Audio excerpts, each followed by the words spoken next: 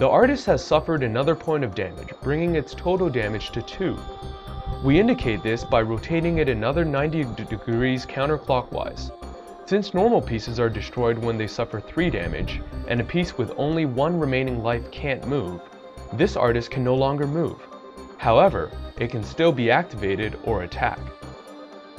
And now that I've won conflict, my pressure card takes effect. I'll move each of my pieces once immediately, like so. And on top of that, my operative scout ability allows me to move him again. Now it's your turn. As the movement reference shows, his politician can move further than a normal piece, up to 2 squares in any horizontal or vertical direction. That's pretty dangerous, so I'll have to deal with it quickly. Maybe it's his puppet master. Being able to escape quickly would be helpful for a piece you'd want to protect. For now though, I need to bring a fresh piece into the fight. I'll move my enforcer to here. I don't have any valid targets to initiate conflict with right now, so I'll have to end my turn. Looks like she stopped pushing. I'll use the pause to rearrange my own forces. Her artist is almost done, and I'll bet the only piece she has in reserve is her puppet master. I'll activate my operative, move it to here, and then end my turn.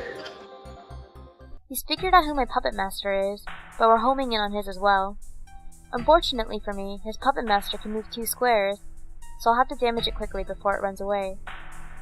I'll activate my enforcer, move here, and initiate conflict at your politician.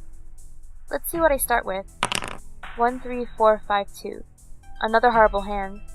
I'll have to bluff, but let's play it safe. I declare a pair of 6s. I'll accept. Looks like she was lying. I'll have to re-roll all the dice, but it won't be too hard to actually get dice that let me beat a pair of 6s. Let's see. 3, 3, 2, 2, 1. Perfect. I'll up the ante to 2 and use my pressure card, coordinated strike. I've got a 2 pair of 3s and 2s. He's bluffed and gone over the top before, but it's not difficult to roll a 2 pair. Even if he's lying, his 2 pair has a 3 high, which makes it quite beatable. If he's telling the truth, I'll have a base on which to roll a powerful call. I match her ante and accept. You're lucky. I was telling the truth after all. That's what I thought. I'll save your 2 3s, and then roll these 3 concealed dice in my hand. 2, 3, 1. I'll up the ante to 3, and use my pressure card, Headhunters. If I win the conflict, Headhunters forces you to separate your pieces into 2 groups. Then I choose one group, and every piece in it suffers 1 damage. I declare 3 of a kind, 3s.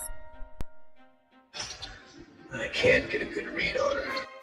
She was playing timidly before, but she doesn't seem to be afraid this time.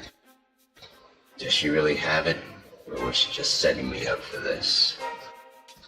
She has to know that this is my puppet master. I'll be in trouble if I lose. I'm not ready to put it all on the line just yet, so I'd better just accept. I'll match your ante to 3 and accept. So, you figured it out after all. You're right, I was telling the truth.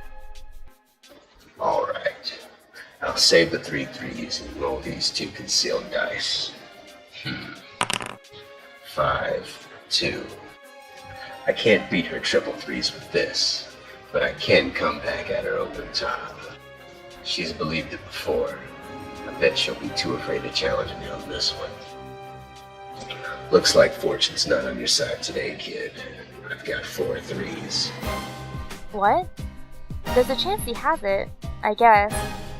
But he's already bluffed me once in this battle, and even if he's telling the truth, I'll have to roll a 3 on 1 die to get 5 3s.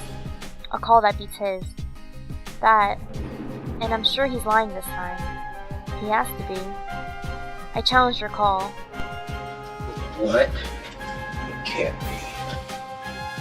Fine, I was bluffing.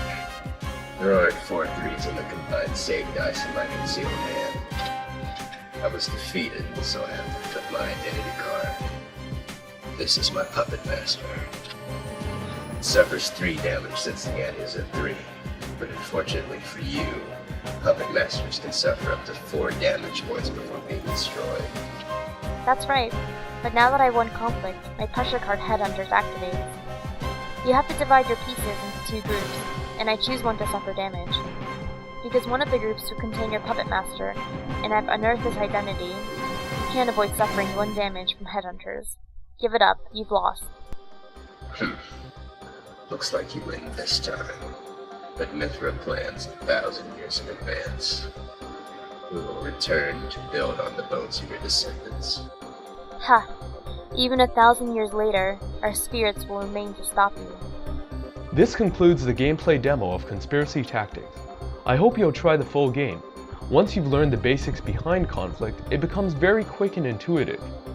Very quickly, you'll find yourself battling your opponent and their mind, rather than moving pieces around or rolling dice. Thank you.